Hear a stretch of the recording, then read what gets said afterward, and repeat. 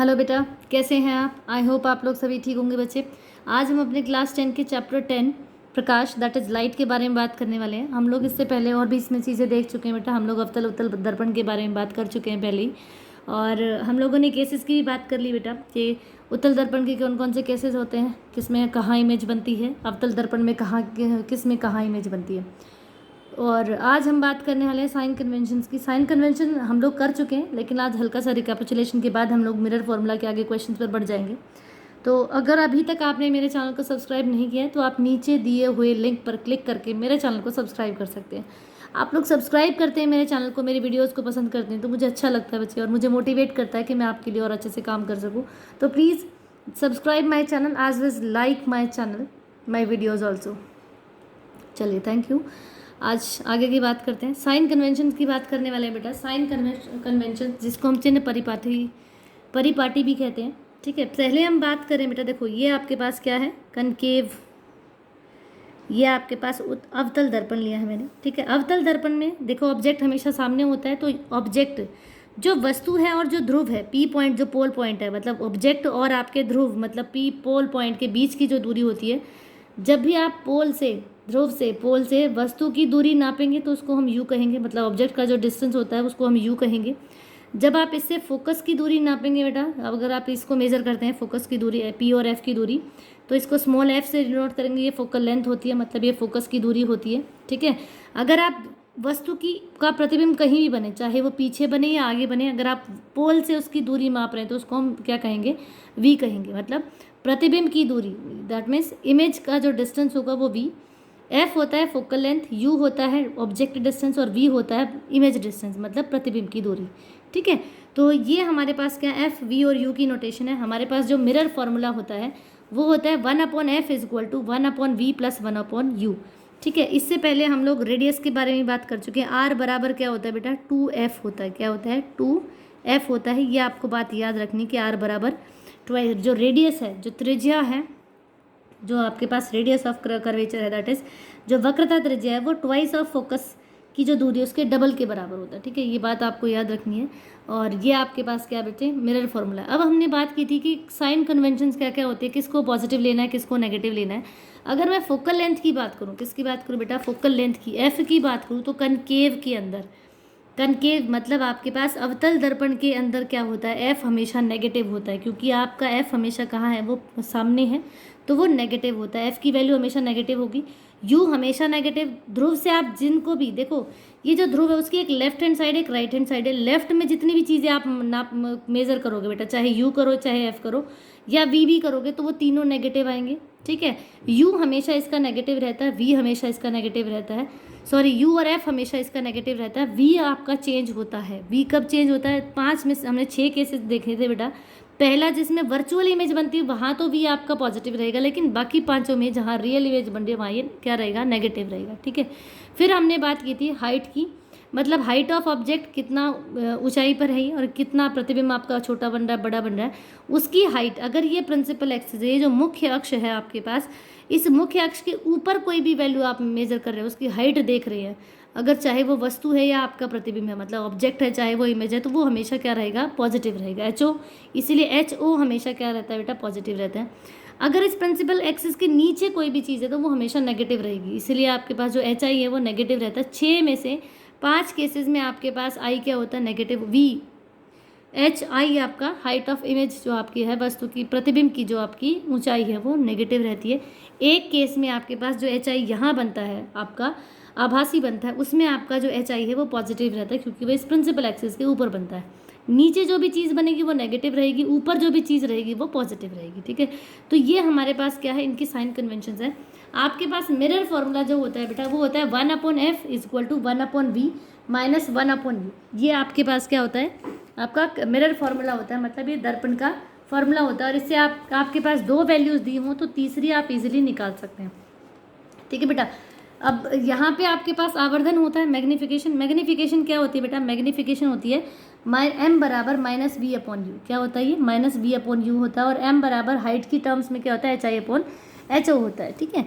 ये आपके पास क्या है, ये आवर्धन है, और इससे आप निकाल सकते हैं कि कितना आपका जो जो प्रतिबिंब है वो कितना आवर्धित है, कितना छोटा है, कितना बड़ा, आप उससे उसकी आवर्धन निकाल सकते हैं। ठीक है, तो ये हमारे पास क्या है बच्चे, ये आपके क्या है, मिरर फॉर्मूला और आवर्धन निकालने का तरीका है। ठीक है, ठीक है। अब हम बात करने वाले हैं बच्चे, देखो एक छोटी सी बात जो मैं यहाँ पर आपके सामने करना चाहूँगी, दैट इज़ ये इनको हम कहते हैं उपयोग। अवतल दर्पण के उपयोग क्या क्या है, कि अवतल दर्पण और उत्तल जो दर्पण है उसको कहाँ कहाँ यूज़ किया जाता है। अगर मैं अवतल दर्पण की बात करूँ, किसकी बात करें बेटा, अगर हम अवतल दर्पण की बात कर रहे हैं तो जो अवतल दर्पण है उसको हम कहाँ कहाँ यूज़ करते हैं। पहला उसको हम सबसे पहले इम्पॉर्टेंट बात, जो टॉर्च वगैरह होती हैं, टॉर्च में इस्तेमाल किया जाता है। ठीक है, टॉर्च में सर्च लाइट जो होती हैं उनमें इसका इस्तेमाल किया जाता है। ठीक है, दूसरा इम्पॉर्टेंट बात, जो दंत विशेषज्ञ है, डेंटिस्ट, जो दंत विशेषज्ञ इसको बोलते हैं, विशेषज्ञ बोलते हैं, जो दंत विशेषज्ञ है मतलब जो डेंटिस्ट है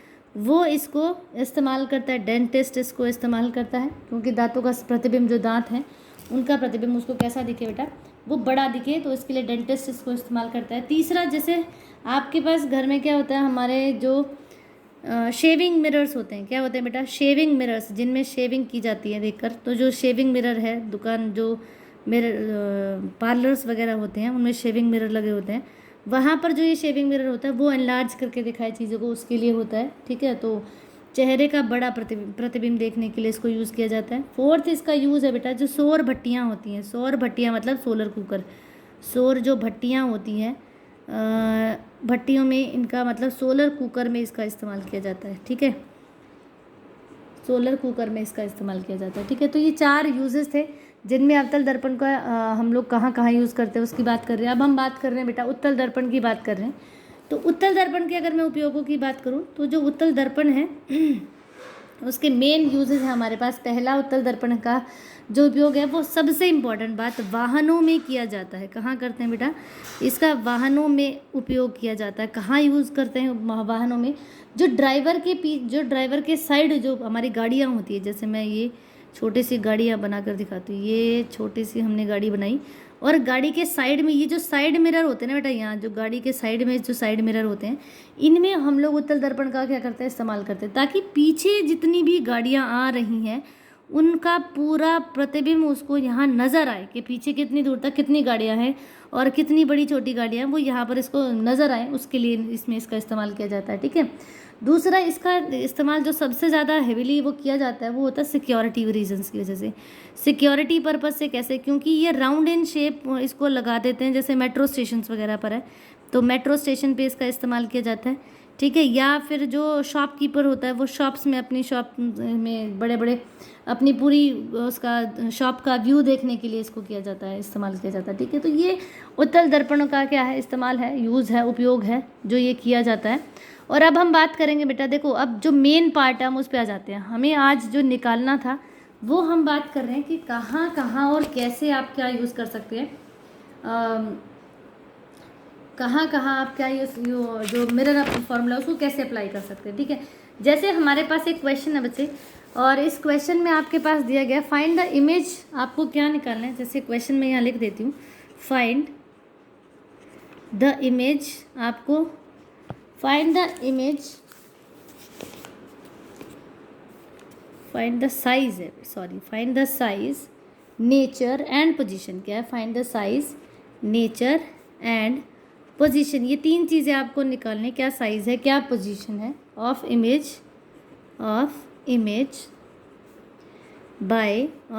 बाय यूजिंग मिरर फार्मूला। आपको मिरर फार्मूला लगाकर ये तीनों चीज़ें आपको निकालनी है। और हमें चीज़ें क्या दी गई हैं, ये दी गई है कि व्हेन एन ऑब्जेक्ट, क्या बोला है इन्होंने, व्हेन एन ऑब्जेक्ट मतलब वस्तु, जब कोई वस्तु, when an object of size, जिसका आकार कितना है, ऑफ साइज 1 सेंटीमीटर, कितना है, 1 सेंटीमीटर, इज़ प्लेस्ड, 1 सेंटीमीटर की कोई वस्तु है, is placed at a distance of, क्या है, is placed at a distance of, क्या कह रहे हैं हम, डिस्टेंस ऑफ 15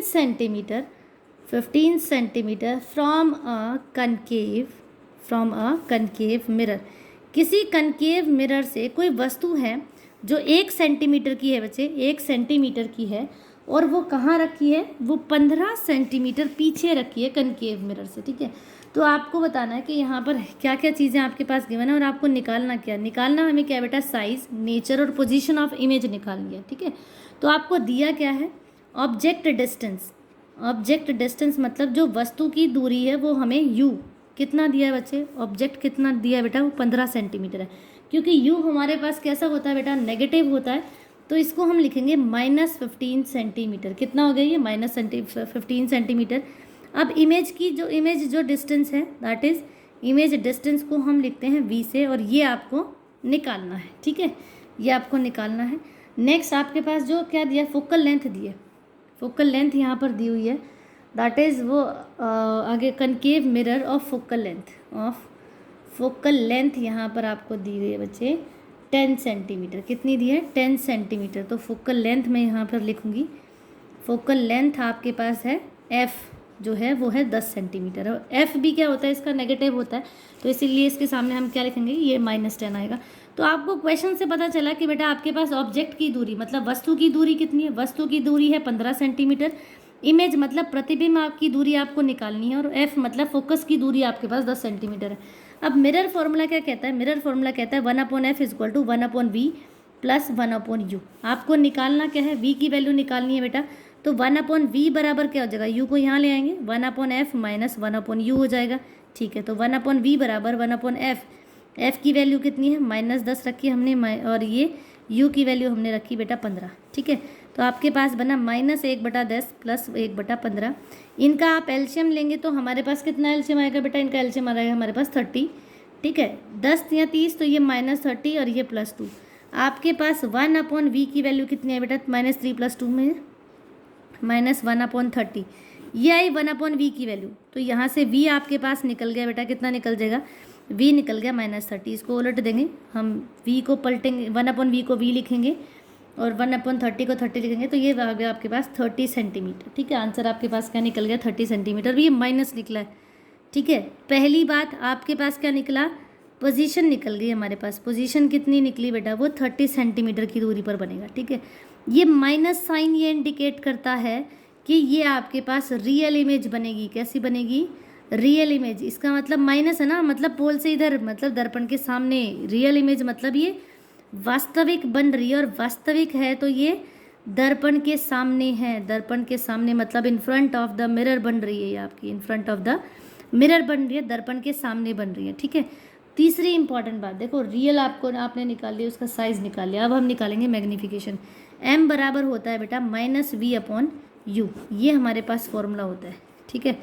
m आपको मैग्नीफिकेशन निकालनी थी, कितना बड़ा है छोटा बन रहा है, ठीक है।